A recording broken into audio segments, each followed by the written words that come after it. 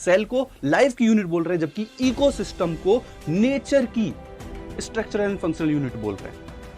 मुझे उम्मीद है आप रिलेट कर पा रहे हैं और आप ध्यान से समझिए कि इकोसिस्टम कितना इंपॉर्टेंट है। जिस जगह आप बैठे हुए हैं या चेयर पे बैठे हुए हैं तो वो चेयर, या फिर आप टेबल के सामने बैठे हुए तो वो टेबल, या फिर आपके हाथ में गिलास है तो वो गिलास, वो एबायोटिक कंपोनेंट है। फूड चेन का ही ग्राफिकल रिप्रेजेंटेशन है इन टर्म ऑफ बेन 10 नहीं, वो वॉच वाला नहीं, वो नहीं, बेन मतलब हेलो प्यारे बच्चों, मैं परमवीर सिंह आप सभी का स्वागत करता हूं संकल्प भारत के ऑनलाइन लर्निंग प्लेटफॉर्म पे। मुझे उम्मीद है आप सभी की तैयारी बहुत ही अच्छी चल रही होगी। ये पॉडकास्ट सीरीज आपकी तैयारी को और ज्यादा मजबूत करने में मदद करेगा। तो आज का जो हमारा सेशन है दैट इज ऑन इकोसिस्टम। आप सबसे पहली लाइन जब आप एनसीईआरटी ओपन करेंगे तो देखेंगे ecosystem is structural and functional unit of nature. वहां पे फंक्शनल लिखा होगा, जब आप समरी में जाएंगे you will find structural and functional unit of nature. इसी तरीके से जब आप सेल पढ़ते हैं, याद करिए आपने पढ़ा हुआ है cell is basic structural and functional unit of life. Cell को लाइफ की यूनिट बोल रहे हैं, जबकि इकोसिस्टम को नेचर की स्ट्रक्चरल एंड फंक्शनल यूनिट बोल रहे हैं। मुझे उम्मीद है आप रिलेट कर पा रहे हैं और आप ध्यान से समझिए कि इकोसिस्टम कितना इंपॉर्टेंट है।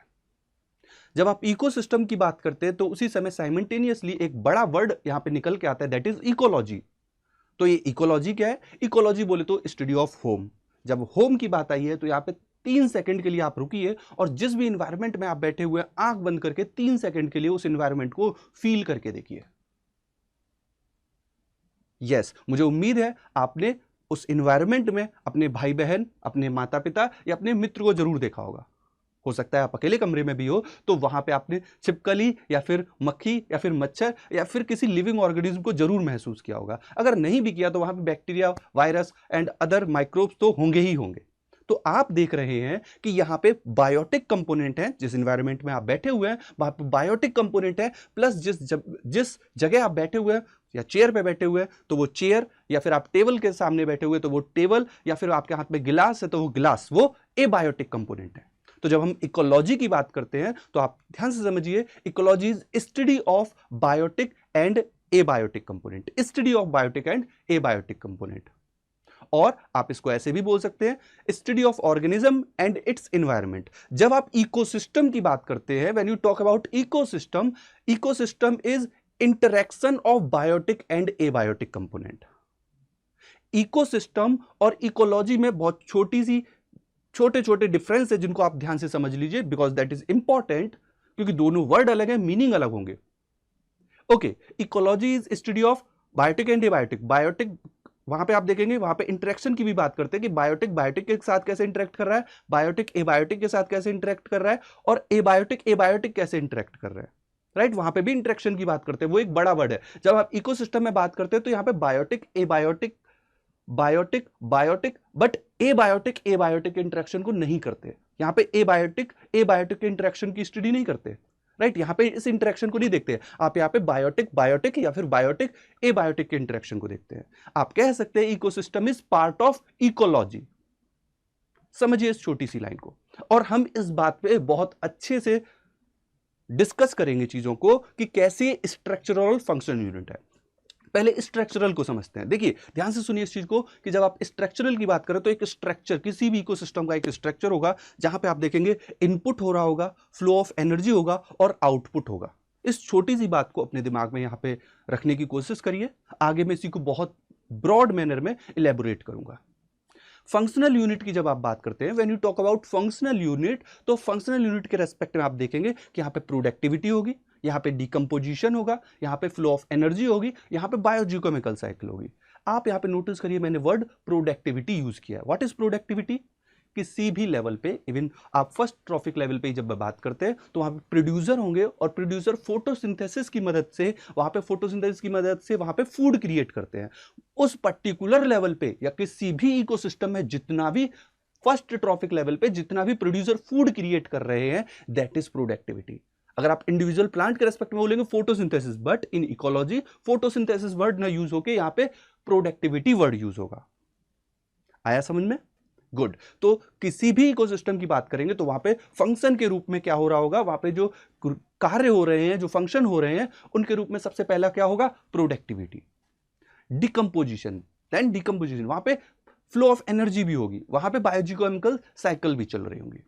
तो ये छोटी छोटी चीजें हैं। अब आगे समझते हैं इसी के कि जब आप इकोसिस्टम के टाइप की बात करते हैं तो on the basis of size आप मेंशन करेंगे कि जो इकोसिस्टम है उसका साइज के बेसिस पे आप जब बात करेंगे तो आप देखेंगे नैनो इकोसिस्टम हो सकते हैं, माइक्रो हो सकते हैं, मैक्रो हो सकते हैं और मेगा हो सकते हैं। नैनो में जब आप बात करते हैं तो आप जो छोटे छोटे डिचेस है, गड्ढे हैं या एक ड्रॉप है उसकी बात करते हैं, दैट इज नैनो।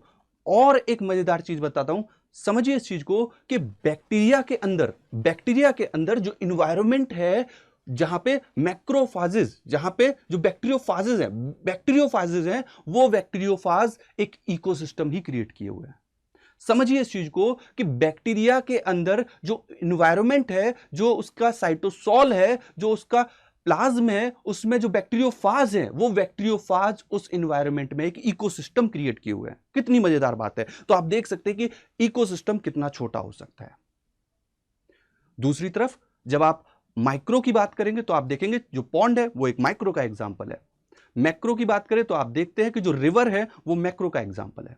जब आप मेगा की बात करते हो तो कंप्लीट ओशियन एक इकोसिस्टम को रिप्रेजेंट करता है। और मेगा की बात करें, complete earth can represent as ecosystem.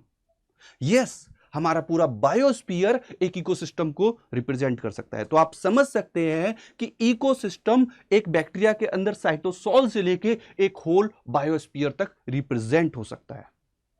Yes दोस्तों, मगर यहां पे जब आप अर्थ लेवल पे बात करेंगे, बायोस्फीयर लेवल पे बात करेंगे तो पूरे बायोस्फीयर की स्टडी करना साइमल्टेनियसली पॉसिबल नहीं है। इसीलिए हम उसको डिवाइड करते हैं। हम डिवाइड करते हैं कि इकोसिस्टम टेरेस्ट्रियल हो सकता है या फिर एक्वेटिक हो सकता है। यस, अर्थ के अगर पूरे एरिया को देखें तो वहां पे वाटर होगा और लैंड है। तो जो लैंड पे इकोसिस्टम है दैट इज टेरेस्ट्रियल इकोसिस्टम, जो वाटर वाला पार्ट है that is aquatic ecosystem. Aquatic ecosystem में भी आप कैटेगराइजेशन देखेंगे, आप टेरेस्ट्रियल इकोसिस्टम में भी कैटेगराइजेशन देखेंगे। फॉर एग्जांपल जब आप टेरेस्ट्रियल की बात करेंगे तो यहां पे आप फॉरेस्ट देख सकते हैं, राइट? यहां पे आप ग्रासलैंड देख सकते हैं, यहां पे आप फॉरेस्ट देखेंगे, डेजर्ट देखेंगे, यहां पे आप क्रॉपलैंड भी देख सकते हैं, राइट? जब दूसरी तरफ आप एक्वेटिक की जब बात करेंगे तो वहां पे आपको पॉन्ड देखने को मिलेगा, रिवर देखने को मिलेगी, ओशियन देखने को मिलेगा, एज वेल एज एक्वेरियम देखने को मिलेगा। तो ये जो एक्वेरियम है और क्रॉपलैंड है या फिर जो गार्डन है, ये आपके आर्टिफिशियल मैन मेड इकोसिस्टम है। जबकि आप ऊपर के जो एग्जांपल की जब बात करें, आप फॉरेस्ट की बात करें, आप डेजर्ट की बात करें, आप ग्रासलैंड की बात करें, इन द टेरेस्ट्रियल केस तो ये क्या है, नेचुरल है। सो यहां पे नेचुरल हो सकते हैं और आर्टिफिशियल हो सकते हैं। ओके, अब इसके बाद हम बात करेंगे फीचर्स ऑफ इकोसिस्टम की। ओके, अब समझिए जो इकोसिस्टम है वो कंप्लीट भी हो सकता है, इनकम्प्लीट भी हो सकता है। बिल्कुल, इकोसिस्टम कंप्लीट भी हो सकता है, इनकम्प्लीट भी हो सकता है। इसका क्या मीनिंग है? देखिए, जब भी आप इकोसिस्टम को बोलेंगे कंप्लीट इकोसिस्टम तो वहां पे आप देखेंगे प्रोड्यूसर भी होंगे, डिकम्पोजर भी होंगे, वहां पे आप देखेंगे फ्लो ऑफ एनर्जी भी हो रही है, वहां पे आप देखेंगे बायोजियोकेमिकल साइकिल्स भी है। यस, तो ये कंप्लीट इकोसिस्टम को दिखाता है। तो आपके मन में एक सवाल आ रहा होगा, what is incomplete ecosystem? Okay, तो समझिए, जब भी आप ओशियन के डीप साइड में जाएंगे, जब भी आप डीप ओशियन की बात कर रहे होंगे, वहां पे आप एक चीज नोटिस करेंगे कि because of absence of sunlight, क्योंकि वहां पे सनलाइट नहीं है, इस वजह से वहां पे फोटोसिंथेसिस नहीं हो सकती, वहां पे प्रोडक्टिविटी नहीं होगी। So that mark incomplete ecosystem. तो आप सोच रहे हो इकोसिस्टम कैसे बन रहा है? हाँ, इकोसिस्टम कैसे बन रहा है कि ऊपर साइड से जो बड़ी मछलियां वो नीचे जा रही होंगी, वहां पे बायोमास आ रहा है, वहां पे ऊपर से कंपोनेंट, ऑर्गेनिक कंपोनेंट नीचे आ रहे हैं, और वहां पे एक इकोसिस्टम स्टिल क्रिएट हो रहा है, बट वो एक इनकम्प्लीट इकोसिस्टम को रिप्रेजेंट कर रहा है, क्योंकि वहां पे प्रोड्यूसर का अमाउंट नहीं है, वहां पे प्रोड्यूसर एब्सेंट है। ओके, आई होप आप इस चीज को समझ रहे होंगे। अब समझते हैं फीचर ऑफ इकोसिस्टम को। सबसे पहला जो फीचर है, आप ध्यान रखिए, ecosystem is a open system. जब आप थर्मोडायनेमिक्स की बात करते हैं तो आप तीन टाइप के सिस्टम की बात करते हैं, open system, close system, isolated system. Open system वो सिस्टम होते हैं जहां पे मैटर और एनर्जी दोनों का इनफ्लो हो रहा हो और आउटगोइंग हो रही हो, एंट्री और एग्जिट अलाउ है। तो आपके मन में सवाल आ रहा होगा कि ओपन सिस्टम का जरा एक एग्जांपल बताइए। फॉर एग्जांपल अगर आप एक सेल को भी देखें तो वो भी एक ओपन सिस्टम है। सिमिलर मैनर में एक इकोसिस्टम भी एक ओपन सिस्टम है। सेल की जब आप बात करते हो देखते हैं कि एनर्जी भी एंटर करती है सेल के अंदर और वहां पे मैटर भी एंटर करता है। So cell is a open system. Similar manner में वो जो हमारा इकोसिस्टम है वो भी एक ओपन सिस्टम है, वहां पे भी आप मैटर और एनर्जी के इनफ्लो को शो करते हैं। Are you getting my point? Yes. तो ये एक ओपन सिस्टम है। क्लोज सिस्टम की जब आप बात करेंगे तो क्लोज सिस्टम में आप सिर्फ और सिर्फ एनर्जी के इनफ्लो को शो करेंगे, वहां पे मैटर नहीं शो करते। फॉर एग्जांपल आवर अर्थ, अर्थ में जब आप देखते हैं कि बाहर सन से जो लाइट आ रही है दैट इज सनलाइट, तो वो एक एनर्जी का फॉर्म है और वो सनलाइट ही सिर्फ एंटर कर रही है, मतलब एनर्जी ही एंटर कर रही है। ऐसा नहीं है फ्रिक्वेंटली ऊपर से मेट्रॉइड गिरते रहते हो, मतलब मैटर नहीं एंटर कर रहा। तो अर्थ एक एग्जांपल है क्लोज सिस्टम का। आइसोलेटेड सिस्टम वो सिस्टम जहां पे ना ही मैटर और ना ही एनर्जी कुछ भी एंटर नहीं हो रहा है। Are you getting my point? तो वो आइसोलेटेड सिस्टम है। अब हम इसके स्ट्रक्चरल कंपोनेंट की बात करते हैं। जब आप स्ट्रक्चरल कंपोनेंट की बात करेंगे तो यहां पे बायोटिक एबायोटिक दोनों कंपोनेंट होंगे, और इनपुट में आप देखते हैं कि in the form of energy जब फोटोसिंथेसिस परफॉर्म होगी तो आप देखेंगे प्रोडक्टिविटी होगी, फूड प्रोड्यूस होगा। फूड जो प्रोड्यूस होता है वो प्रोड्यूसर प्रोड्यूस करते हैं। सो दिस इज इनपुट। जब आप, मैंने मेंशन किया था कि जो इकोसिस्टम है वो स्ट्रक्चरल और फंक्शनल यूनिट है। स्ट्रक्चरल को समझिए कि इनपुट का मतलब फूड प्रोडक्शन होना, और वो फूड एक ट्रॉफिक लेवल से दूसरी लेवल पे, दूसरी से तीसरी लेवल पे जाएगा, मतलब फ्लो ऑफ एनर्जी होगा। और लास्ट लेवल पे आप देखेंगे डिकंपोजर होंगे जो उस स्टोर एनर्जी को आगे बढ़ा के और फिर उस ऑर्गेनिक स्ट्रक्चर को फिर से सिंपल में ब्रेक डाउन करवा देंगे। That is decomposition part. तो आप एक स्ट्रक्चर नोटिस कर रहे हैं। When you talk about ecosystem, किसी भी इकोसिस्टम में आप देखेंगे इनपुट हो रहा है in the form of energy, energy enter कर रही है, फूड प्रोड्यूस हो रहा है, दैट इज इनपुट। वो फूड आगे नेक्स्ट लेवल पर बायोमास, नेक्स्ट लेवल पर बायोमास मूव कर रहा है, that is flow of energy. And in the end आप क्या देखते हैं कि उसका डिकम्पोजिशन भी हो रहा है। तो आपको एक वेल ऑर्गेनाइज स्ट्रक्चर देखने को मिल रहा है। That's why my dear friends, ecosystem is structural unit also. How it is functional unit? कैसे ये functional unit है, इस पे बात करते हैं। जब आप functional unit को इसको मेंशन करना चाहते हैं तो आप मेंशन करेंगे कि यहां पे प्रोडक्टिविटी हो रही है, यहां पे ये काम हो रहा है कि फोटोसिंथेसिस हो रही है, फोटोसिंथेसिस की वजह से यहां पे फूड प्रोड्यूस हो रहा है। वो फूड जब एक ट्रॉफिक लेवल से दूसरी ट्रॉफिक लेवल पे या उसी ट्रॉफिक लेवल पे जो वो प्लांट है वो जब डिग्रेड होगा, जब वो डेड होगा, तो वही क्या हो जाएगा, डिकम्पोज भी हो जाएगा। बट ऐसा नहीं है कि वो सारे के सारे डिकम्पोज हो जाएंगे। वो एक प्लांट पार्ट को जब नेक्स्ट ट्रॉपिक लेवल ईट अप करती है, खाती है, तो वो बायोमास आगे की लेवल पे भी जाता है। तो यहां पे फ्लो ऑफ एनर्जी भी होती है। हम आगे पढ़ेंगे 10% एनर्जी फ्लो लिंडमान के कॉन्सेप्ट को, राइट, कि कितनी एनर्जी फ्लो होती है। तो आप देख रहे हो यहां पे फ्लो ऑफ एनर्जी भी होगा, और यहां पे बायोजियोकेमिकल साइकिल भी होंगी कि जो वो न्यूट्रिएंट मिनरलाइजेशन के थ्रू अर्थ में जा रहे हैं या फिर सॉइल में जा रहे हैं, वो फिर से रिसाइकल भी होते हैं। That is biogeochemical cycle. तो this is about functional unit. आप यहां पे नोटिस कर पा रहे हैं कि फंक्शनल यूनिट भी है ये। यहां पे एक वर्ड और यूज होता है, स्टैंडिंग क्रॉप। स्टैंडिंग क्रॉप का मतलब यहां पे क्या निकलता है, किसी भी पॉइंट ऑफ टाइम पे जो प्रोड्यूसर के द्वारा क्रिएट किया गया जो बायोमास है, दैट इज स्टैंडिंग क्रॉप। ये वर्ड भी आपको एनसीईआरटी में देखने को मिलेगा। अब यहां पे कुछ क्वेश्चंस की बात करते हैं। अगर मैं आपसे एक क्वेश्चन पूछूं कि which of the following not part of ecosystem, option है आपके पास soil, water, organism, sun. Yes, आप सही समझ पा रहे हैं, sun is not part of ecosystem. Ecosystem का पार्ट सन नहीं है, सनलाइट जरूर है। Yes, sunlight is part of ecosystem but not sun. Are you getting my point? तो यहां पे एक पॉइंट और समझिए, स्ट्रैटिफिकेशन क्या होता है। आपके एनसीईआरटी में दिया हुआ है स्ट्रैटिफिकेशन। स्ट्रैटिफिकेशन में आप देखेंगे तो वर्टिकल डिस्ट्रीब्यूशन की बात करते हैं। वर्टिकल डिस्ट्रीब्यूशन का यहां पे मतलब निकल के आता है कि जब आप किसी भी फॉरेस्ट को देखें तो सबसे ऊपर क्या होंगे, ट्री होंगे, बड़े बड़े ट्री होंगे। उसके नीचे क्या होंगी, श्रब होंगी, जो झाड़ होती है वो झाड़ होंगी, और सबसे नीचे आप क्या देखोगे, छोटी छोटी ग्रासेस होंगी। तो आप क्या देख रहे हैं, वर्टिकल डिस्ट्रीब्यूशन आपको देखने को मिल रहा है। सिमिलर मैनर में जब आप एक्वेटिक सिस्टम में भी जाएंगे तो वहां पे भी आप देखेंगे कि सबसे ऊपर जो फ्लोट करने वाले फाइटोप्लैंक्टन होंगे, उसके नीचे आपको छोटी छोटी फिश दिखेंगी, उसके नीचे बड़ी फिश दिखेंगी। तो यहां पे भी आपको वर्टिकल डिस्ट्रीब्यूशन देखने को मिल रहा है। This called stratification. इसी को हम क्या बोल रहे हैं भाई, स्ट्रैटिफिकेशन बोल रहे हैं। एक एग्जांपल लेके समझते हैं, एग्जांपल ऑफ इकोसिस्टम। जब भी आप एग्जांपल ऑफ इकोसिस्टम की बात करते हैं तो यहां पे एक आपके सामने एग्जांपल निकल के आता है, दैट इज पॉन्ड इकोसिस्टम। हाँ दोस्तों, पॉन्ड इकोसिस्टम को हम बहुत ही सिंपल इकोसिस्टम बोलते हैं। एंड एनसीईआरटी में एक वर्ड दिया हुआ है, इथॉस ऑफ इकोसिस्टम। जब आप इकोसिस्टम को समझना शुरू करते हैं तो पॉन्ड इकोसिस्टम कहीं ना कहीं इसकी आत्मा को दर्शाता है। इथॉस मतलब आत्मा, यस, आत्मा, क्योंकि इस छोटे से इकोसिस्टम में आपको सारे कंपोनेंट मिल जाएंगे। यहां पे आपको इस पॉइंट में बायोटिक कंपोनेंट भी मिलेंगे, एबायोटिक कंपोनेंट भी मिलेंगे। बायोटिक कंपोनेंट जैसे आपको फाइटोप्लैंक्टन मिलेंगे, जू प्लैंक्टन मिलेंगे, आपको यहां पे छोटी छोटी फिशेस मिलेंगी, इंसेक्ट मिलेंगे। एबायोटिक कंपोनेंट में यहां पे वाटर होगा, ऑक्सीजन कंसंट्रेशन होगी, टेम्परेचर होगा, तो ये क्या है भाई, एबायोटिक कंपोनेंट भी होंगे। यहां पे बायोटिक और एबायोटिक कंपोनेंट का दोनों का इंटरेक्शन भी हो रहा होगा, and that is my dear friend ecosystem.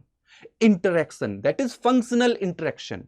Yes, this is functional interaction. Functional interaction between biotic and abiotic is called ecosystem. तो ये pond ecosystem है, ये बेस्ट एग्जांपल है इकोसिस्टम का।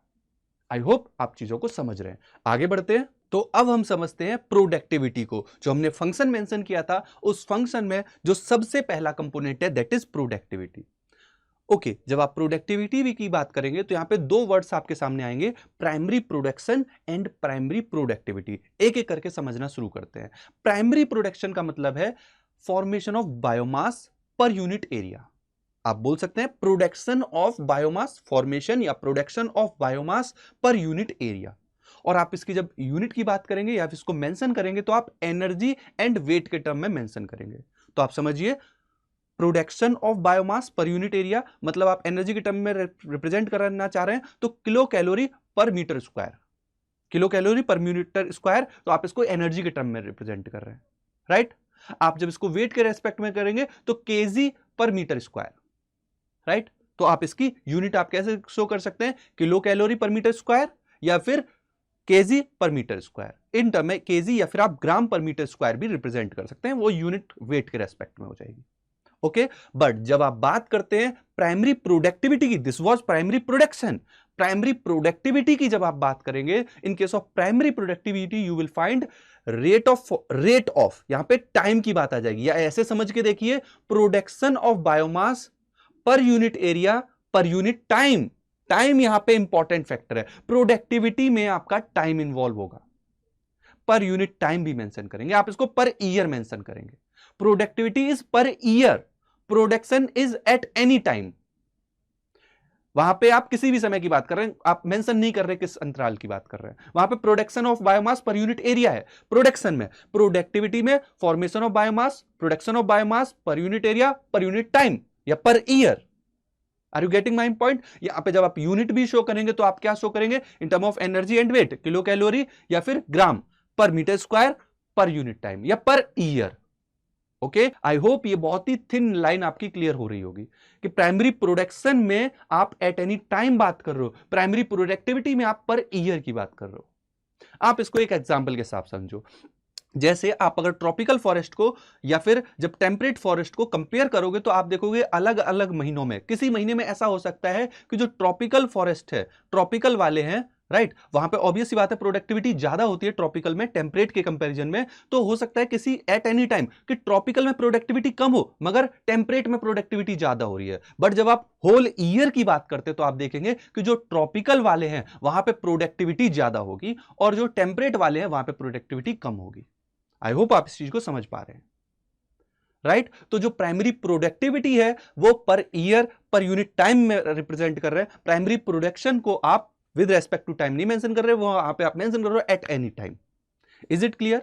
ओके, अब हम यहां पे बात करेंगे टाइप ऑफ प्रोडक्टिविटी की। तो यहां पे समझिए बात को कि टाइप ऑफ प्रोडक्टिविटी में आप मेंशन करते हैं gross primary productivity and net primary productivity. समझते हैं इन चीजों को कि ग्रॉस प्राइमरी प्रोडक्टिविटी क्या है, कि जब कोई प्रोड्यूसर, जब कोई प्लांट, एक प्लांट नहीं, उस पर्टिकुलर इकोसिस्टम के जितने भी प्रोड्यूसर हैं, इस बात को हमेशा याद रखिएगा, जब भी आप इकोसिस्टम इकोलॉजी की बात कर रहे हैं वहां पे किसी एक पौधे की बात नहीं करेंगे, एक ट्रॉपिक लेवल पे एक पौधे की नहीं बात करेंगे, उस पूरी ट्रॉपिक लेवल के जितने भी मेंबर हैं, उस पर्टिकुलर ट्रॉपिक लेवल मतलब प्रोड्यूसर लेवल पे जितने भी प्रोड्यूसर है उन सबसे जितना भी प्रोडक्शन हो रहा है दैट इज प्रोडक्टिविटी, राइट। और वो प्रोडक्टिविटी कंप्लीट जो बन रही है that is gross primary productivity. Primary productivity always comes under producer. Producer जो होंगे वो प्राइमरी प्रोडक्टिविटी को रिप्रेजेंट कर रहे होते हैं क्योंकि प्रोसेस ही प्रोड्यूसर से स्टार्ट होती है, आगे कंज्यूमर होंगे। तो primary productivity is with respect to producer. तो जितना भी वो प्रोड्यूस कर रहे हैं दैट इज प्राइमरी प्रोडक्टिविटी।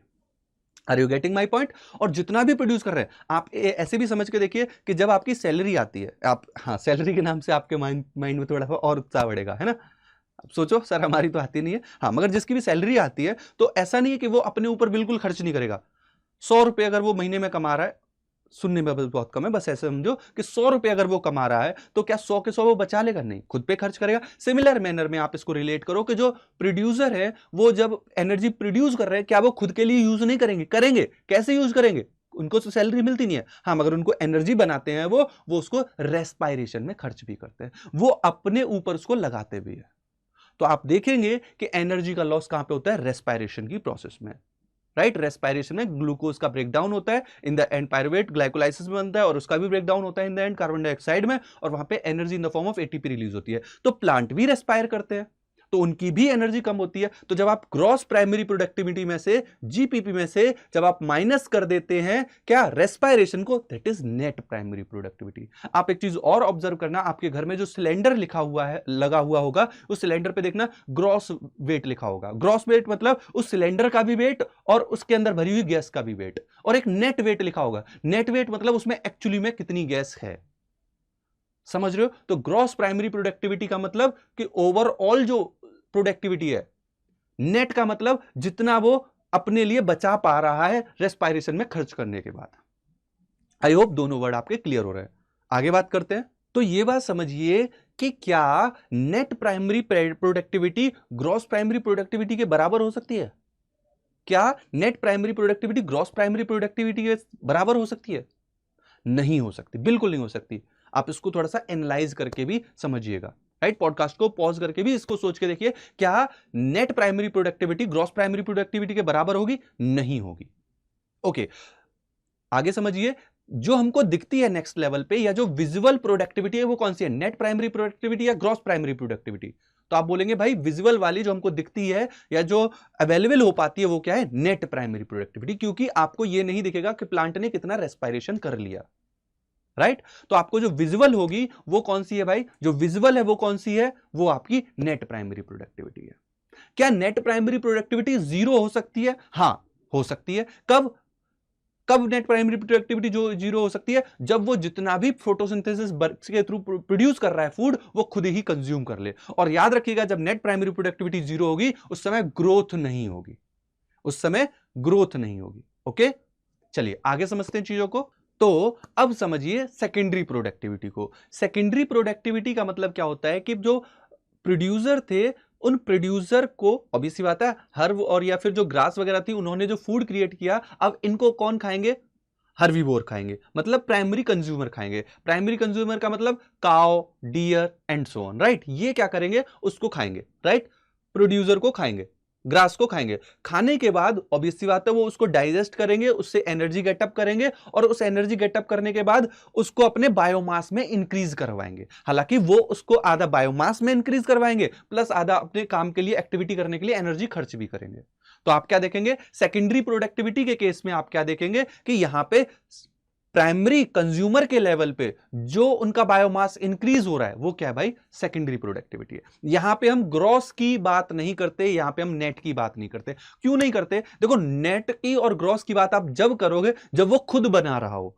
क्या अपना खाना खुद काव बनाती है? नहीं, वो तो खुद डिपेंड है, वो तो खुद हर्बीवोर है, वो तो प्लांट को ईट करती है। क्या काव या फिर कोई डियर फोटोसिंथेसिस कर सकता है? नहीं। जो फोटोसिंथेसिस नहीं कर सकता, जिसके पास खुद की कुछ अर्निंग ही नहीं है, तो वो क्या सेविंग करेगा, क्या यूटिलाइज करेगा? तो इसीलिए आप समझिए कि gross primary productivity, net primary productivity आगे कंज्यूमर लेवल पे नहीं काउंट होगी, आप इसको सिर्फ प्रोड्यूसर लेवल पे ही काउंट करेंगे, ठीक है? सो सेकेंडरी प्रोडक्टिविटी का मतलब जो बायोमास इंक्रीज हो रहा है नेक्स्ट लेवल पे। Are you getting my point? आपको ये बात जरूर समझ में आ रही होगी कि जो सेकेंडरी लेवल पे अब जो बायोमास इंक्रीज हो रहा है, दैट इज सेकेंडरी प्रोडक्टिविटी। वो क्या है भाई? आपकी सेकेंडरी प्रोडक्टिविटी है। अब हम आगे समझते हैं कि कौन कौन से फैक्टर हैं जो सेकेंडरी प्रोडक्टिविटी को अफेक्ट करेंगे, ठीक है? सो ऑब्वियस सी बात है, सेकेंडरी प्रोडक्टिविटी को अफेक्ट करने के कई सारे फैक्टर हो सकते हैं। पहला ही फैक्टर जैसे कि वो हैबिटेट क्या है, कि जिस हैबिटेट में आप रह रहे हो वहां का नेचर क्या है, राइट? प्लस आप मेंशन कर सकते हैं कि जो हर्बीवोर हैं, ऑब्वियसली बात है कंज्यूमर जो होंगे, प्राइमरी कंज्यूमर वो हर्बीवोर ही है, वो किस टाइप के बायोमास को इनटेक कर रहे हैं, राइट। तो ये कुछ फैक्टर होंगे जो इफेक्ट करेंगे, अफेक्ट करेंगे इस चीज प्रोसेस को, राइट। सेकेंडरी प्रोडक्टिविटी को या प्रोडक्टिविटी, सेकेंडरी प्रोडक्टिविटी की जो फंक्शन है उनको कौन अफेक्ट करेगा, कुछ फैक्टर अफेक्ट करेंगे। Now we are going to compare the productivity. हाँ, प्रोडक्टिविटी को कंपेयर करना बहुत जरूरी है और इसके बारे में आपको एनसीईआरटी की लाइंस में भी देखने को मिल जाएगा। जब आप टोटल प्रोडक्टिविटी की बात करेंगे ना बेटा, जब आप टोटल प्रोडक्टिविटी की बात करते हैं, अर्थ पे जितनी प्रोडक्टिविटी, प्रोडक्टिविटी मतलब प्रोडक्शन ऑफ फोटोसिंथेट, जो फोटोसिंथेसिस हो रही है, that's value is about 170 billion ton. Yes, 170 billion ton. ये क्या है, टोटल प्रोडक्टिविटी है अर्थ की, और ये एक एक्यूरेट डाटा नहीं है, जनरलाइज डाटा है, आप इसको भी ध्यान रखिएगा। तो 170 जो बिलियन टन है, ये क्या है, प्रोडक्टिविटी है। अब आप जब ऑब्जर्व करेंगे, जो मेन जो इकोसिस्टम है वो क्या है, टेरेस्ट्रियल और एक्वेटिक। तो अब अगर आप सोच रहे होंगे कि ओशियन तो बहुत ज्यादा, 70% ओशियन है, 70% ओशियन में ज्यादा प्रोडक्टिविटी होगी, नहीं। यहां पे सिर्फ जो प्रोडक्टिविटी है ना, that is only 55 billion ton. जबकि आप टेरेस्ट्रियल की जब बात करते हैं तो टेरेस्ट्रियल का पार्ट बहुत कम है, 30% है, कहां 70%, कहां 30%, बट इसकी जो प्रोडक्टिविटी है वो बहुत ज्यादा है, 115 बिलियन टन। इसकी कितनी है, ओनली 55। टोटल कितनी है, 170। तो आप एक चीज नोटिस कर रहे हैं कि जो टेरेस्ट्रियल इकोसिस्टम है उसका लैंडमास कम है, उसका एरिया कम है, बट प्रोडक्टिविटी ज्यादा है। रीजन बिहाइंड यही है कि यहां पे प्रोड्यूसर ज्यादा है, राइट, प्रोड्यूसर ज्यादा है। कई सारे इसके और भी फैक्टर हैं, राइट, कि ओशियन में आप क्या देखते हैं, प्रोड्यूसर का अमाउंट कम है, और प्रोड्यूसर का अमाउंट कम है इसलिए वहां पे प्राइमरी प्रोडक्टिविटी कम है। आप जब टेरेस्ट्रियल पे देखेंगे, यहां पे प्रोड्यूसर का अमाउंट बहुत ज्यादा है, इसलिए प्राइमरी प्रोडक्टिविटी, जो प्रोडक्टिविटी है वो बहुत ज्यादा है। इस चीज को रिलेट करके रखना, क्योंकि आगे मैं डिकम्पोजिशन जब बात करूंगा, इवन जब मैं फूड चेन की बात करूंगा, यहां से लिंक करके रखना इस चीज को, कि जब मैं फूड चेन की बात करूंगा तो ग्रेजिंग फूड चेन और डेट्राइटस फूड चेन है, वहां पे इनका लिंक मिलेगा, बहुत ही प्यारा। मैं दोबारा इसीलिए इसको रिपीट कर रहा हूं कि जब आप टेरेस्ट्रियल इकोसिस्टम की बात कर रहे हैं, यहां पे प्राइमरी प्रोडक्टिविटी ज्यादा है, जब आप एक्वेटिक की बात कर रहे हैं वहां पे प्राइमरी प्रोडक्टिविटी कम है। ओके ओके, अब आप ऐसे समझिए, जो टेरेस्ट्रियल इकोसिस्टम है यहां पे भी आप क्या देखते हो, ट्रॉपिकल फॉरेस्ट है, राइट, यहां पे भी टेम्परेट फॉरेस्ट है, यहां पे भी डेजर्ट लाइक कंडीशन होगी। तो किसमें ज्यादा प्रोडक्टिविटी होगी, तो सबसे ज्यादा जो आप प्रोडक्टिविटी शो करते हैं वो ट्रॉपिकल फॉरेस्ट की शो करते हैं, फिर टेम्परेट की शो करते हैं, और फिर इसी तरीके से आगे डेजर्ट वाली कंडीशंस को शो करते हैं। जब आप बात करेंगे कहां पे, एक्वेटिक में थोड़ा सा ध्यान रखिएगा कि सबसे ज्यादा जो होंगी वो कोरल रीफ की होंगी, फिर एस्चुरीज होंगी, फिर टेम्परेट जो ओशियन है उनकी होगी, और फिर ट्रॉपिकल वाले जो होंगे। यहां पे पहले टेम्परेट आएंगे, इनकी प्रोडक्टिविटी ज्यादा है, और ट्रॉपिकल वालों की कम है, क्योंकि ट्रॉपिकल में क्या होता है, इक्वेटर के पास होते हैं, ज्यादा लाइट आती है, और जब ज्यादा लाइट आती है तो इसीलिए उनके जो मिनरल होते हैं वो नीचे सेटल डाउन हो जाते हैं। जबकि टेम्परेट में क्या होता है, ऊपर ठंडा नीचे गर्म, तो यहां पे साइकिलिंग होती रहती है। टेम्परेट वाले जो ओशियंस होते हैं वहां पे साइकिलिंग ऑफ न्यूट्रिएंट होती रहती है, इसीलिए यहां पे प्रोडक्टिविटी ज्यादा है। और जो ट्रॉपिकल वाले जो ओशियंस हैं उनमें प्रोडक्टिविटी कंपैरेटिवली कम है। तो यहां पे आप काफी सारे कंपैरिजन की भी बात कर रहे हैं। ओके, प्रोडक्टिविटी ऑलमोस्ट हमने डन किया। अगर आप ऐसे देखें इस चीज को कि सबसे ज्यादा प्रोडक्टिविटी कौन सी होती है, ग्रॉस या फिर नेट या फिर सेकेंडरी प्रोडक्टिविटी। बिल्कुल सही, आपके मस्तिष्क में एकदम सही जवाब आ रहा है, बिल्कुल सही बात है कि ग्रॉस जो प्राइमरी प्रोडक्टिविटी सबसे ज्यादा होगी, फिर नेट प्राइमरी प्रोडक्टिविटी आएगी, और फिर क्या आएगी हमारी third one, right, third one कौन सी, secondary productivity. Okay, so this is about productivity. Next अब हम जो डिस्कशन करेंगे वो हमारा होगा डिकम्पोजिशन पे। तो स्टार्ट करते हैं। तो अब हम बात करेंगे डिकम्पोजिशन की। समझिए, डिकम्पोजिशन का मतलब क्या निकल के आता है। डिकम्पोजिशन बोले तो breakdown of complex substance into simple one. बहुत ही सिंपल सा मीनिंग है। यहां पे कुछ वर्ड और यूज होंगे, जैसे डेट्राइटस या डेट्राइटिवोरस। डेट्राइटस मतलब, डेट्राइटस वर्ड का मीनिंग है जो वेस्ट प्रोडक्ट है, फॉर एग्जांपल एक्सक्रीटा, या for example dead plant, dead animal, right. जो डेड कंपोनेंट है वो क्या है, डेट्राइटस है। डेट्राइटिवोरस क्या है, वो ऑर्गेनिज्म जो इस डेड कंपोनेंट को ब्रेक डाउन करके सिंपल में बनाएंगे, वो ऑर्गेनिज्म। फॉर एग्जांपल यहां पे आप अर्थवर्म को रिप्रेजेंट कर सकते हैं, ये डेट्राइटिवोरस है जो डेड एंड डिके पे सरवाइव कर रहा है, राइट। अब यहां पे एक चीज समझिए कि डिकम्पोजिशन जो होता है वो कुछ स्टेप में होता है, और बहुत इंपॉर्टेंट स्टेप्स है।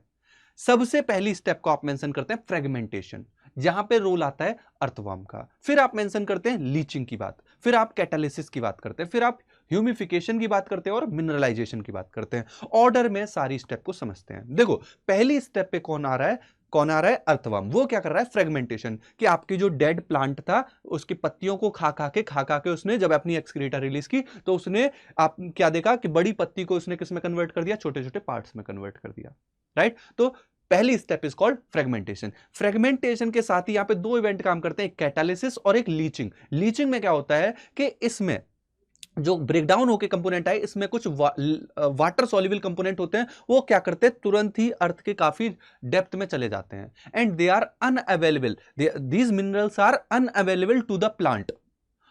वो मिनरल जो ब्रेकडाउन होने के बाद अर्थ के अंदर चले गए, बहुत नीचे चले गए, जो प्लांट के लिए अवेलेबल नहीं है, जिनका बहुत जल्दी से ब्रेकडाउन हो गया और वो मिनरल तुरंत अंदर चले गए जो प्लांट के लिए अवेलेबल नहीं है, जो पीपीटी के फॉर्म में, प्रेसिपिटेशन के फॉर्म में आ गए, या फिर उनको मिनरल सॉल्ट्स भी बोलते हैं, अब जो अवेलेबल नहीं है प्लांट के लिए, this is done by leaching. समझ रहे होगे लीचिंग में क्या हुआ। और फिर क्या है, दूसरा क्या है, कैटालिसिस। कैटालिसिस में ब्रेक डाउन किया गया कि इस और कॉम्प्लेक्स को आपने और थोड़ा सा ब्रेक कर दिया, तो दो इवेंट चले, राइट। कैटालिसिस में क्या हुआ, जो ब्रेकडाउन प्रोडक्ट, जो फ्रेगमेंटेशन के बाद जो कंपोनेंट आया उसको और थोड़ा सा ब्रेक किया, राइट, उसको और थोड़ा हमने सिंपल कर दिया। अब यहां पे बात आएगी, देखो जब ये प्रोसेस हो रही थी तो ये प्रोसेस, पत्ती जब टूट रही थी, टूट के नीचे आई तो वो थोड़ी सी नीचे आके सेटल हो गई होगी। अब इसका बन गया होगा क्या, humus. Humus is amorphous black colour component, right. अब यहां पे ह्यूमस क्रिएट हो गया। तो आप क्या देख रहे थे, जो उसका और कैटालिसिस के बाद जो कंपोनेंट बने वो क्या हो गए, अर्थ के थोड़ा सा नीचे जाके इकट्ठे होने लगे, ब्लैक कलर का एक ऑर्गेनिक कंपोनेंट इकट्ठा होने लग गया। ये वही है जिसको आप खाद बोलते हो, ये एक तरीके का खाद ही है जो फिर आके आप प्लांट और फील्ड्स में ऐड करते हो। तो जो ह्यूमस क्रिएट हुआ, जो ब्लैक कलर का एमॉर्फस कंपोनेंट हुआ, जो क्या है, reservoir for mineral for soil है, जो सॉइल के लिए जो रिजर्वॉयर है, एक तरीके का सॉइल के लिए मिनरल्स का जो रिजर्वॉयर है, दैट इज दिस ह्यूमस। और वो कैसे बना, फ्रेगमेंटेशन के बाद कैटालिसिस हुई, कैटालिसिस के बाद अब जो नीचे सेटल होने लग गया organic component, right, that is humus. अब ह्यूमस में भी हो सकता है कि लिग्निन जैसे कंपोनेंट होंगे, वो तो और धीरे धीरे ब्रेक होगा, राइट। तो ह्यूमस में आप क्या देखोगे, कंपोनेंट किस तरीके के हैं, उसी मैनर में वो धीरे धीरे ब्रेक डाउन होता है, and humus hold the nutrient that is available for plant. Plant के मिनरल के फॉर्म में जो काम करते हैं, प्लांट के लिए जो मिनरल के फॉर्म में काम करते हैं, वो मिनरल्स आपके ह्यूमस से आते हैं, and this process called mineralization. Humification के कैटालिसिस के बाद जो कंपोनेंट था वो ह्यूमस में कन्वर्ट हुआ। ह्यूमिफिकेशन, ह्यूमस एमॉर्फस था, अवेलेबल रिजर्वॉयर था फॉर प्लांट मिनरल के लिए। अब उसका ही धीरे धीरे ब्रेकडाउन होगा, स्लोली ब्रेकडाउन होगा, और वो क्या होंगे, अवेलेबल हो जाएंगे मिनरल्स सॉइल के लिए, and this is called mineralization. तो आपको डिकम्पोजिशन की प्रॉपर स्टेप्स समझ में आ गई होंगी, जरूर समझ में आ रही होंगी। ओके, आगे समझते जाइए इसी चीज को कि अब आपने क्या देखा, मिनरलाइजेशन हो गया, मिनरलाइजेशन के बाद ये मिनरल्स अवेलेबल है प्लांट के लिए। इज इट क्लियर, आगे देखते हैं। तो अब यहां पे समझिए कुछ फैक्टर भी हैं जो डिकम्पोजिशन को अफेक्ट करते हैं। फॉर एग्जांपल, सबसे पहले ही आप बात करोगे टेम्परेचर की। अच्छा, आपने देखा होगा अभी रिसेंटली एक बिल भी पास हुआ था कि जब आप ऊपर की तरफ जा रहे हैं, जब आप हायर एल्टीट्यूड पे ऊपर की तरफ जब आप ट्रैकिंग वगैरह करने जा रहे हैं, तो उस एल्टीट्यूड पे आप क्या देख रहे हैं कि जो पर्सन जा रहे हैं वहां से उनसे यह भी बोला गया है कि आप अपनी एक्सक्रीटा पॉलिथीन में कलेक्ट करके नीचे लेके आओगे। थोड़ा सा सुनने में अलग लग रहा होगा, बट यस, ऐसा क्यों किया जा रहा है, क्योंकि वहां पे टेम्परेचर लो है और लो टेम्परेचर पे डिकम्पोजिशन नहीं हो पाता और वहां पे स्मेल क्रिएट होती है, इस वजह से। समझ पा रहे होगे। तो कहने का बस इतना सा तात्पर्य है कि जब आप टेम्परेचर लो करते हो तो डिकम्पोजिशन बहुत धीरे हो जाएगा, खत्म नहीं हो जाएगा, धीरे हो जाएगा। इसीलिए आपने देखा होगा कि कई बार जो आइस होती है, आइस में पूरी की पूरी बॉडी खट्टी, पूरी के पर्सन की बॉडी वहां पे प्रिजर्व रहती है। क्यों प्रिजर्व रहती है, क्योंकि डिकम्पोजिशन स्लो हो गया। आप रिलेट कर पा रहे होगे इस चीज से, यस। तो टेम्परेचर एक फैक्टर है। आ रही है बात समझ में कि टेम्परेचर जब आपका लो होगा तो आपका जो डिकम्पोजिशन है वो धीरे हो जाएगा। तो ऑप्टिमम जो टेम्परेचर आप मेंशन करते हो वो अराउंड 25 डिग्री सेल्सियस यहां पे मेंशन करते हो। दूसरा फैक्टर क्या हो सकता है, दूसरा फैक्टर यहां पे ऑक्सीजन है। ऑक्सीजन जब होगी, जब एरोबिक कंपोनेंट होंगे और एरोबिक कंडीशन होगी, तो उस समय जो डिकम्पोजिशन है वो कंपैरेटिवली फास्टर होगा। तीसरा फैक्टर आप मेंशन करते हो ह्यूमिडिटी। ह्यूमिडिटी की जब आप बात कर रहे हैं तो ह्यूमिडिटी में मेंशन करेंगे कि वहां पे ह्यूमस एनवायरनमेंट होना चाहिए, थोड़ा मॉइस्चर एनवायरनमेंट होना चाहिए, क्योंकि ये आपको ये एनवायरनमेंट, मॉइस्चर एनवायरनमेंट बैक्टीरिया को, फंगस को अपने स्पोर ग्रो करने में, अपने आप को थोड़ा सा ग्रो करने में मदद करता है। तो जब मॉइस्चर होगा तो वो इजीली ग्रो करेंगे और जल्दी जल्दी उसको ब्रेक डाउन कर देंगे, राइट। डिकम्पोजिशन में इन्वॉल्व आप मेंशन करेंगे कि बैक्टीरिया भी होते हैं, फंगस भी होते हैं, और कुछ आपके जो माइक्रोस्कोपिक प्रोटोजोन्स होते हैं वो भी इन्वॉल्व होते हैं। आ रही बात समझे, और ये उस पर्टिकुलर मॉइस्चर पे अच्छे से काम कर पाएंगे। तो ह्यूमिडिटी भी एक इंपॉर्टेंट फैक्टर है। केमिकल्स भी काम मैटर करते हैं कि किस तरीके के वहां पे कंपोनेंट है। अगर काइटिन है, लिग्निन है, तो वहां पे धीरे धीरे ब्रेक डाउन होगा। वाटर सॉल्युबल कंपोनेंट है, नाइट्रोजनस कंपोनेंट है, वहां पे जल्दी जल्दी ब्रेक डाउन होगा। So this is all about decomposition. Now we are discussing about flow of energy. अगला एक कंपोनेंट फ्लो ऑफ एनर्जी की बात करते हैं। तो यहां पे हमको एक चीज समझनी है कि जो एनर्जी फ्लो होगा, पहली बात तो एनर्जी का सोर्स क्या होगा। एनर्जी का सोर्स जब भी आपसे मेंशन किया जाए तो आप एनसीईआरटी में भी देखेंगे कि sun is ultimate source of energy. Ultimate source of energy क्या है? सन ही है। अगर आप इस चीज को महसूस करके देखें कि आप अगर मेरी बात सुन पा रहे हो, आप अगर इधर उधर देख पा रहे हो, तो जो एनर्जी आपके अंदर प्रवाहित हो रही है, जो एनर्जी आपके अंदर फ्लो हो रही है, दैट इज फ्रॉम सन। जी हां दोस्तों, आपके अंदर इस समय जो एनर्जी है that is from sun. So sun is the ultimate source of energy. इसीलिए अल्टीमेट सोर्स ऑफ एनर्जी क्या है? सन ही है। Are you getting my point? समझेंगे इसी चीज को कैसे। हां, मगर यहां पे एक एक्सेप्शन भी है। एक्सेप्शन की जब हम बात करते हैं कि कुछ इकोसिस्टम में सन अल्टीमेट सोर्स ऑफ एनर्जी नहीं है। सोच के देखिए जरा, किस केस में? यस, आप सही सोच पा रहे हैं कि जो हाइड्रोथर्मल वेंट है, जहां पे आप समुद्र की सतह पे कुछ लावा निकलती हुई क्या होती है, ज्वालामुखी होती है, जहां से लावा निकल रहा है, वहां पे जो एनर्जी का सोर्स है वो कौन है? मैग्मा। जो अर्थ की कोर से निकल रहा है जो मैग्मा, वो क्या है? वो एनर्जी प्रोवाइड करेगा और वहां पे एक छोटा सा इकोसिस्टम क्रिएट होगा। बट उस इकोसिस्टम में आप देखेंगे जो एनर्जी सोर्स है वो सन नहीं है, but that is near to negligible. इसीलिए हम मेंशन करते हैं कि अल्टीमेट सोर्स ऑफ एनर्जी जो है वो सिर्फ और सिर्फ क्या है? सन ही है। ओके, सन किस तरीके से एनर्जी प्रोवाइड करता है? In the form of sunlight. तो आप क्या देखते हो? सनलाइट हमारी अर्थ पे आएगी। हां, अब उस पूरी सनलाइट का आप देखेंगे अराउंड 50% पार्ट ही फोटोसिंथेटिकली एक्टिव पार्ट होता है, राइट? पार वैल्यू बोलते हैं। तो अराउंड 50%, और उस 50% का भी around 2 to 10% he plant use कर पाते हैं। फोटोसिंथेटिकली एक्टिव जो रेडिएशन है उसका सिर्फ 2 to 10% वो यूटिलाइज कर पाते हैं। यूटिलाइज भी सिर्फ और सिर्फ प्रोड्यूसर कर पाते हैं, राइट? ये प्रोड्यूसर अगर टेरेस्ट्रियल कंडीशन पे बात करें तो हर्ब, शर्ब, ट्री, ये सारे हैं। एक्वेटिक में बात करें तो फाइटोप्लैंक्टन है, वहां पे फाइटोप्लैंक्टन है, वहां पे एल्गी है। फाइटोप्लैंक्टन एंड एल्गी बेस्ट आप यहां पर रिप्रेजेंट कर सकते हैं, राइट? ये क्या है? ये यहां पे प्रोड्यूसर की तरह काम करते हैं। ओके, सो हमने बात की यहां पे जो एक्वेटिक सिस्टम है और जो टेरेस्ट्रियल सिस्टम है, इसमें जो हमारे प्रोड्यूसर हैं वो कौन है। आगे समझते हैं इसी के। जब आप बात करेंगे एनर्जी फ्लो की तो यहां पे आपको 3 शब्द हैं जो बहुत अच्छे से पता होने चाहिए कि फूड चेन क्या है। फूड चेन पे भी हमारा भी डिस्कशन रहेगा छोटा, और हम समझेंगे फूड चेन। फूड वेब क्या है और ट्रॉफिक लेवल क्या है, ठीक है? ट्रॉफिक लेवल भी बहुत इंपॉर्टेंट है। कुछ वर्ड्स ऐसे हैं जो हमको पता है बट उनका एग्जैक्ट मीनिंग नहीं पता, उन्हीं को डिस्कस करते हैं। चलिए समझिए। तो जो आपकी फूड चेन है, फूड चेन की अगर आप बात करें तो ये क्या है? इंटर रिलेटेड या इंटरलिंक्ड ट्रॉफिक लेवल है। एक ट्रॉफिक लेवल के बाद दूसरी ट्रॉफिक लेवल, दूसरी के बाद तीसरी, तीसरी के बाद चौथी। फर्स्ट ट्रॉफिक लेवल आपकी हमेशा और हमेशा प्रोड्यूसर होगी। सेकंड ट्रॉफिक लेवल आपकी क्या होंगी? प्राइमरी कंज्यूमर होंगे। थर्ड ट्रॉफिक लेवल आपकी क्या होगी? सेकेंडरी कंज्यूमर होंगे। और फिर टॉप कार्निवोर की कंडीशन होगी। तो ये क्या है? इंटरलिंक्ड ट्रॉफिक लेवल है। समझिए इस चीज को कि जो हमारी फूड चेन है वो क्या है? इंटरलिंक्ड ट्रॉफिक लेवल है। जब आप फूड वेब की बात करेंगे वहां पे इंटरलिंक फूड चेन मिलेंगी। मतलब एक फूड चेन है, उसी में से एक और फूड चेन निकल रही है, एक और फूड चेन निकल रही है। मगर जब भी आप इकोसिस्टम की बात करेंगे तो वहां पे फूड चेन नहीं, फूड वेब ही मिलेगा। हालांकि ये तो आप बचपन से पढ़ते भी आ रहे होंगे, प्रीवियस क्लासेस में भी आपने पढ़ा होगा फूड चेन और फूड वेब के बारे में। ट्रॉफिक लेवल क्या है? थोड़ा सा ट्रॉफिक लेवल को समझिए। ट्रॉफिक लेवल कभी भी ऑर्गेनिज्म को नहीं रिप्रेजेंट करती, वो उस पर्टिकुलर लेवल पे जितने भी प्रोड्यूसर है उन सबके रोल को रिप्रेजेंट करती है। रोल का मतलब यहां पे क्या है? फंक्शनल रोल का मतलब क्या है कि फर्स्ट ट्रॉफिक लेवल पे जितने भी ऑर्गेनिज्म उनको प्रोड्यूसर कह रहे हैं, और वो प्रोड्यूसर क्या कर रहे हैं भाई? फूड प्रोड्यूस कर रहे हैं। तो ये उनका रोल क्या है? This is trophic level. Trophic level पे उस पर्टिकुलर लेवल पे जितने भी मेंबर हैं उन सभी को आप रिप्रेजेंट करोगे, सारे के सारे प्रोड्यूसर को रिप्रेजेंट करोगे। क्या कोई organism more than 1 trophic level share कर सकता है? कर सकता है। फॉर एग्जांपल ह्यूमन को आप सेकंड पे, थर्ड पे रिप्रेजेंट कर सकते हो, राइट? ओके, तो मोर देन 1 ट्रॉफिक लेवल भी एक ऑर्गेनिज्म होल्ड कर सकता है। अब थोड़ा सा डिटेल में चलते हैं, फूड चेन के डिटेल में चलते हैं। देखिए, फूड चेन जब भी आपकी स्टार्ट होंगी तो वो 2 मेजर टाइप की होंगी। एक होती है ग्रेजिंग फूड चेन और एक होती है डेट्राइटस फूड चेन।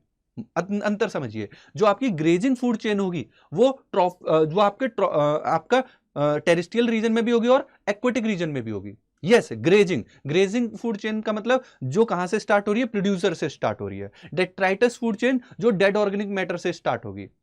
तो ग्रेजिंग फूड चेन में आप समझिए, ये बहुत बारीकी की चीज है, कभी कभी नहीं ध्यान रहती ये चीज है। दोबारा से थोड़ा और जोर डालिए कि ये क्या है, ग्रेजिंग फूड चेन है, ये क्या है, डेट्राइटस फूड चेन है। ग्रेजिंग फूड चेन पानी में भी होगी और जमीन पे भी होगी, राइट, ग्रेजिंग फूड चेन। और हमेशा हमेशा वो प्रोड्यूसर से स्टार्ट होगी। पानी में वो प्रोड्यूसर क्या है, फाइटोप्लैंक्टन है, एल्गी है। जमीन पे वो कौन है, जमीन पे कौन है, हमारे बड़े बड़े ट्री हैं, हर्ब हैं, शर्व हैं, ये यहां पे प्रोड्यूसर है। याद करो, मैंने अभी आपको पिछली पार्ट में जब डिकम्पोजर मेंशन कर रहा था इसी सेशन में, तो मैंने मेंशन किया था कि जो पानी है, इक्वेटिक सिस्टम है, वहां पे प्राइमरी प्रोडक्टिविटी कम है, और जो आपका टेरेस्ट्रियल वाला पार्ट है, टेरेस्ट्रियल में प्राइमरी प्रोडक्टिविटी ज्यादा है। अब यहां पे एक चीज समझिए, छोटी सी चीज है, इसको रिलेट करिएगा कि जो टेरेस्ट्रियल वाला पार्ट है, यहां पे प्राइमरी प्रोडक्टिविटी ज्यादा है, राइट, प्राइमरी प्रोडक्टिविटी ज्यादा है। तो इसीलिए जो नेक्स्ट जो ट्रॉपिक लेवल होगी, जो प्राइमरी कंज्यूमर होंगे, वो थोड़े से ही प्लांट को खा पाएंगे, और मैक्सिमम कंपोनेंट क्या होंगे, डिकम्पोज होंगे। तो यहां पे डेट्राइटिवोरस जो फूड चेन है वो ज्यादा काम करेगी। रिलेट करके देखो, समझ के देखो, जो पानी है, एक्वेटिक सिस्टम है, वहां पे प्राइमरी प्रोडक्टिविटी ही कम है, तो मैक्सिमम पार्ट को जो प्राइमरी कंज्यूमर वो खा जाएंगे। बहुत कम ही पार्ट ऐसा होगा जो डिग्रेड होगा। पानी में चीजें कम डिग्रेड होंगी क्योंकि प्राइमरी जो प्रोड्यूसर है वो ही कम है, जो प्राइमरी कंज्यूमर वो काफी मतलब कंपैरेटिवली ज्यादा है, तो वो मैक्सिमम पार्ट को खा जाएंगे। पूरे को नहीं खाएंगे, मैक्सिमम को खा जाएंगे। तो जो डिग्रेड जो होंगी चीजें वो कम होंगी। तो डेट्राइटस फूड चेन जो होगी पानी में कम कम काम करेगी, जबकि लैंड पे ज्यादा काम करेगी। समझ पा रहे होगे आप इस चीज को, लैंड पे ज्यादा क्यों काम कर रही है, रीजन बिहाइंड क्या है इसका, कि वहां पे काफी हद तक पार्ट क्या हो रहा है, डिग्रेड ही हो रहा है। सो वाटर में जो ग्रेडिंग फूड चेन है वो कंपेरेटिवली ज्यादा डेट्राइटस के कंपैरिजन में। समझ पा रहे हो, इन चीजों को समझ पा रहे हो आप अगर डायरेक्शन की बात करें, जो हमारी जो फूड चेन है उनकी जो डायरेक्शन है वो भी आपको यूनिडायरेक्शनल मिलेंगी। क्लियर है, डेट्राइटस फूड चेन की बात करें तो वो डेड ऑर्गेनिक मैटर से स्टार्ट होती है। Are you getting my point? Unidirectional का मतलब क्या है, यूनिडायरेक्शनल का मतलब यहां पे क्या निकल के आ रहा है कि फूड चेन यूनिडायरेक्शनल है। यूनिडायरेक्शनल का मतलब सबसे पहले प्रोड्यूसर होंगे, फिर प्राइमरी कंज्यूमर होंगे, फिर सेकेंडरी होंगे, फिर टर्सरी होंगे। Is it clear? So this is about food chain के detailed part. Food web interlinked या इंटररिलेटेड आपकी जो फूड चेन है वो फूड वेब कहलाएगा। ट्रॉफिक लेवल हमने काफी डिटेल में बात करें। अब हम आगे बात करते हैं। तो अब हम बात करेंगे इकोलॉजिकल पिरामिड की। इकोलॉजिकल पिरामिड को हम एंटोनियन पिरामिड भी बोलते हैं, क्योंकि इनके साइंटिस्ट जिन्होंने इनको मेंशन किया, एंटोनियन नाम था उनका, एंटोनियन पिरामिड भी मेंशन करते हैं। वाटर पिरामिड आप इजिप्ट वाले पिरामिड से ही रिलेट कर सकते हैं, सही समझ रहे हैं। ये क्या है, ग्राफिकल रिप्रेजेंटेशन है इन्हीं फूड चेन का, जिनकी हम बात कर रहे हैं फूड चेन का ही ग्राफिकल रिप्रेजेंटेशन है इन टर्म ऑफ बेन 10 नहीं, वो वॉच वाला नहीं, वो नहीं, बेन मतलब बायोमास, राइट, और ई से आप क्या रिप्रेजेंट कर रहे हो, एनर्जी, और एन से आप क्या रिप्रेजेंट कर रहे हो, नंबर। बेन बायोमास, एनर्जी और नंबर, इन तीनों रेस्पेक्ट में, मतलब graphical representation of food chain in term of biomass, energy and number.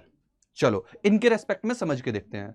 हाँ, आप कुछ चीजें और ध्यान रखिए कि जब भी आप बात करते हो इकोलॉजिकल पिरामिड की, तो यहां पे कुछ पॉइंट्स हैं जिनको आप ध्यान रखना है कि जब भी आप इकोलॉजिकल पिरामिड की बात करोगे तो ये सिर्फ और सिर्फ ग्रेजिंग फूड चेन के रेस्पेक्ट में होंगे, डेट्राइटस फूड चेन में नहीं होंगे। हमेशा बेस पे आप क्या देखोगे, जो बेस ऑफ पिरामिड होगा वहां पे हमेशा और हमेशा क्या होंगे, प्रोड्यूसर ही होंगे। और जब भी आप किसी भी पिरामिड की बात करोगे तो उस फूड चेन में जितने भी मेंबर हो उन सबको काउंट करोगे, राइट। तो अभी मैंने क्या मेंशन किया कि ग्रेजिंग फूड चेन के ही रेस्पेक्ट में आप क्या मेंशन करते हो, पिरामिड्स को मेंशन करते हो, राइट। पिरामिड क्या है, graphical representation of food chain in term of biomass, energy and number. तो बायोमास, एनर्जी और नंबर के रेस्पेक्ट में हम पिरामिड बना के देखेंगे ग्रेजिंग फूड चेन के। अब आप ऐसे समझिए कि ये साइड में आपको यहाँ पे क्या समझना है, साइड में आपको समझना है कि आपके ग्रेजिंग फूड चेन के रेस्पेक्ट में एग्जांपल देखो कि आपके पास क्या है, ग्रासलैंड है, राइट, ग्रासलैंड है आपके पास, फॉरेस्ट है और एक्वेटिक सिस्टम है। ये तीन कंपोनेंट आप लेके चलो, ग्रासलैंड, फॉरेस्ट और थर्ड वन एक्वेटिक कंडीशन। और ऊपर साइड में आप लेके चलो क्या, बायोमास, एनर्जी और नंबर, राइट आप देखो, जब भी आप पिरामिड बनाओगे, पिरामिड ऑफ एनर्जी बनाओगे, चाहे ग्रासलैंड में बनाओ, चाहे फॉरेस्ट में बनाओ, चाहे आप एक्वेटिक में बनाओ, हमेशा अपराइट होगा। मतलब जो एनर्जी होगी वो सबसे ज्यादा प्रोड्यूसर लेवल पे होगी, हमेशा बेस में प्रोड्यूसर होंगे, प्रोड्यूसर में सबसे ज्यादा होगी, प्राइमरी पे थोड़ी सी कम होगी, टर्सरी पे और कम होगी। तो एनर्जी बीईएन में जो ई है उसका ई का तो हमेशा जो पिरामिड होगा वो अपराइट होगा, मतलब ऊपर की तरफ होगा। अब हम बात करते हैं बी की और एन की। बी मतलब बायोमास। ओके, बायोमास के रेस्पेक्ट में जब भी आप बात करोगे तो पिरामिड ऑफ, आप एक एक करके बात करो कि पिरामिड ऑफ बायोमास की बात कर रहे हो, राइट। बायोमास में आप देखो फॉरेस्ट के केस में और ग्रासलैंड के केस में और आप एक्वेटिक के केस में, तो देखो आप क्या देखोगे, फॉरेस्ट और ग्रासलैंड में जो प्रोड्यूसर होंगे वो ज्यादा होंगे, मगर एक्वेटिक कंडीशन में जो प्रोड्यूसर होंगे उनका नंबर कम होगा, उनका बायोमास कम होगा, राइट। और प्राइमरी कंज्यूमर उनका ज्यादा होगा और जो सेकेंडरी टर्सरी वाले होंगे उनका और ज्यादा होगा। पिरामिड ऑफ जो ये थर्ड पिरामिड बायोमास का जो पिरामिड है, पिरामिड ऑफ बायोमास, वो इन केस ऑफ एक्वेटिक वो इन्वर्टेड होगा, ये ध्यान रखना है। दूसरी तरफ पिरामिड ऑफ नंबर जो होगा, पिरामिड ऑफ नंबर वो भी आपका फॉरेस्ट के केस में, यहां पे आपका ट्री और इंसेक्ट का गेम चलता है, तो ट्री कम होंगे, इंसेक्ट ज्यादा होंगे उस पर, ये इन्वर्ट मिलेगा। Pyramid of number in case of forest आपका इन्वर्ट होगा, right. Pyramid of biomass in case of aquatic वो इन्वर्ट होगा, बाकी सारे अपराइट है। आई होप आप ये चीज समझ पा रहे होगे। यहां पे आप देखते हैं ड्रॉबैक भी है। ड्रॉबैक क्या है, ड्रॉबैक पिरामिड के क्या है कि पिरामिड जो होते हैं वो सिर्फ ग्रेजिंग फूड चेन पे काम करते हैं, समझिए। यहां पे डेट्राइटस फूड चेन पे ये काम नहीं कर रहे हैं, ये ओनली एंड ओनली किस पे काम कर रहे हैं, only and only grazing food chain पे काम कर रहे हैं, राइट। और more than one tropic layer, जो जो कोई मेंबर है, कोई ऑर्गेनिज्म, वो more than one tropic layer भी शेयर कर पाता है। इस बात को भी आप थोड़ा सा नहीं मेंशन कर पाते। इवन जो पिरामिड्स है वो फूड चेन के रेस्पेक्ट में है, ना कि फूड वेब, और नेचर में फूड वेब एग्जिस्ट करती है, इसलिए भी यहां पे थोड़ा सा प्रॉब्लम आ जाती है। और लास्ट में मैंने बताया कि डेट्राइटस के रेस्पेक्ट में ये चीजें नहीं मेंशन कर पाते। तो this is all about this chapter ecosystem, जो हमने अभी यहाँ पे चीजें डिस्कस की। मुझे उम्मीद है आप लोग बहुत ध्यान से आपने सुना होगा, और मुझे ये इस बात की बहुत ज्यादा उम्मीद है कि आप इसको पसंद करेंगे, बिल्कुल। और अगर छोटा सा भी योगदान हमने आपकी इस जर्नी में दिया तो हमको बहुत खुशी होगी, बिल्कुल। आपकी जो इच्छा है कि आपको नीट क्वालिफाई करना है, उसमें हमारा जितना भी योगदान चाहिए आप हमसे लीजिए, ठीक है। We are all dedicated to you, पूरी तरीके से आपके लिए कृतज्ञ हैं। मुझे उम्मीद है आज का सेशन काफी अच्छा रहा होगा। आप सभी का प्यार इसी तरीके से बना रहे। थैंक यू सो मच, मिलते हैं अगले सेशन में।